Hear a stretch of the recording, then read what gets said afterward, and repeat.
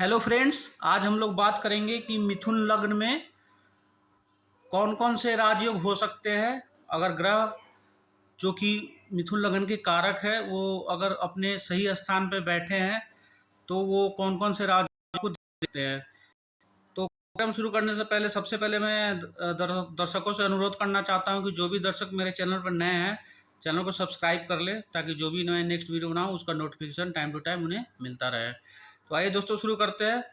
मिथुन लगन में राजयोग की हम चर्चा कर रहे हैं। यहाँ पे देखिए, सबसे पहले आप देख सकते हैं कि यहाँ पे 3 नंबर यहाँ पे लिखा हुआ है, यानी कि 3 नंबर का मतलब मिथुन लगन हुआ। और लगन में यदि बुध विराजमान हो गए तो ये पंच महापुरुष राजयोग बनता है। अगर लगन में ही बुध अगर आपके विराजमान हो गए तो ये पंच महापुरुष राजयोग बन जाता है, तो ये अपने आप में बहुत बड़ा राजयोग हो गया। और दूसरा राजयोग बनता है यदि तृतीय भाव में सी राशि का सूर्य हो और साथ में राहु बैठे हो, तो भाई साहब ये तो ग्रहण योग हो गया, लेकिन ये भी बहुत बड़ा राजयोग होता है। अगर राहु तीसरे और सूर्य भी तीसरे में एक साथ बैठ जाए तो दुर्योग तो बनेगा, लेकिन दुर्योग भी कहीं बहुत बड़ा योग भी होता है। तीसरा राजयोग यदि चौथे घर में बुध, सुख साधन के घर में बुध अगर बैठ जाए, यानी कि कन्या राशि में अगर बुध विराजमान हो जाए तो ये पंच महापुरुष राजयोग बनता है निश्चित तौर पे, कोई इसमें शक नहीं है। कारक ग्रह है इस लगन में, जो कारक ग्रह होंगे वो बुध होंगे, शुक्र होंगे और शनि होंगे, और साथ में राहु भी कहीं ना कहीं इस लगन के लिए कारक ग्रह होंगे निश्चित तौर पे। तो हम ऐसे कारक ग्रह की चर्चा करेंगे, बाकी ग्रहों की चर्चा नहीं करेंगे, क्योंकि जो बड़े राजयोग होते हैं वो हमारे कारक ग्रह ही देते हैं।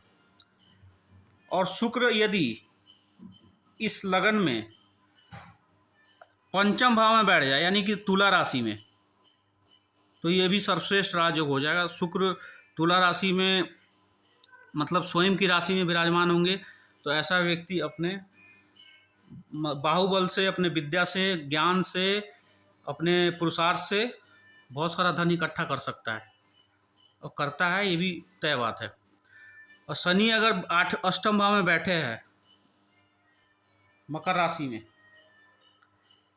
शनि यदि बैठे हैं आपके अष्टम भाव में यानी कि मकर राशि में, तो ये भी अपने आप में एक बड़ा राजयोग हो जाता है।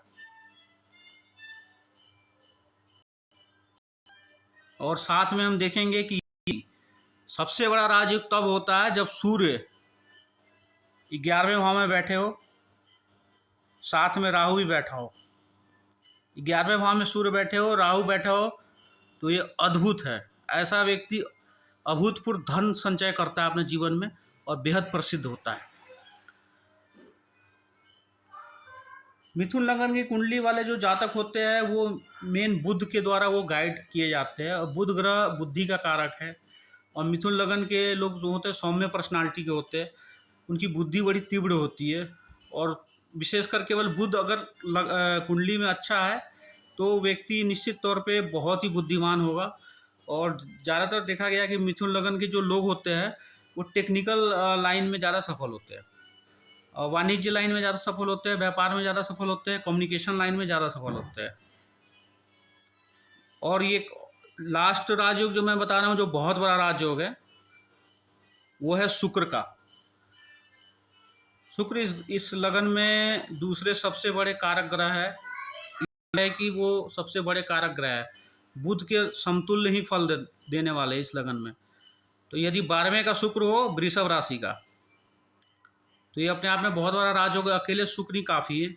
अगर तो इन जो भी राजयोग मैंने आपको बताया इसमें से कोई भी एक प्लेसमेंट बैठे है आपके कुंडली में, यदि स्वयं खाली बुध बैठे हैं लगन में, या राहु सूर्य बैठे हैं तीसरे भाव में, चौथे घर में बुध बैठे हैं, या फिर पंचम में शुक्र बैठे हैं, या फिर अष्टम में शनि बैठे हैं, या फिर 11th हाउस में सूर्य और राहु बैठे हैं, या फिर शुक्र बैठे हैं, मतलब जितने भी ग्रह बैठे हुए हैं कोई भी एक योग हो आपके कुंडली में, मान लें कि केवल सूर्य और राहु ही बैठे हो, बाकी और कोई भी ग्रह कहीं भी बैठे हो, उससे कोई लेना देना नहीं है। अगर सूर्य राहु 11th हाउस में बैठे हैं तब भी ये बड़ा राजयोग है। शुक्र अकेले बैठे हैं 12वें भाव में, ये बड़ा राजयोग है।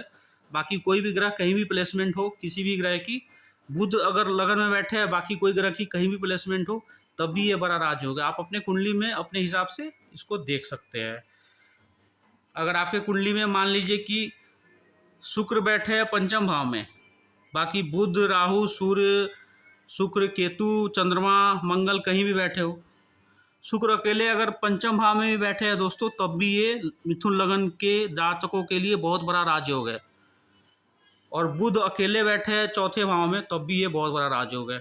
बाकी कोई भी ग्रह कहीं भी बैठे हो, उसकी चर्चा आज मैं नहीं कर रहा हूँ। मैं ये चर्चा कर रहा हूँ कि मिथुन लगन में बड़े राजयोग कौन से ग्रह किस प्लेसमेंट में बैठ के देते हैं, वो मैंने आपको आज समझा दिया है। आशा करता हूँ कि मेरी बातें आपको पकड़ में आई होगी।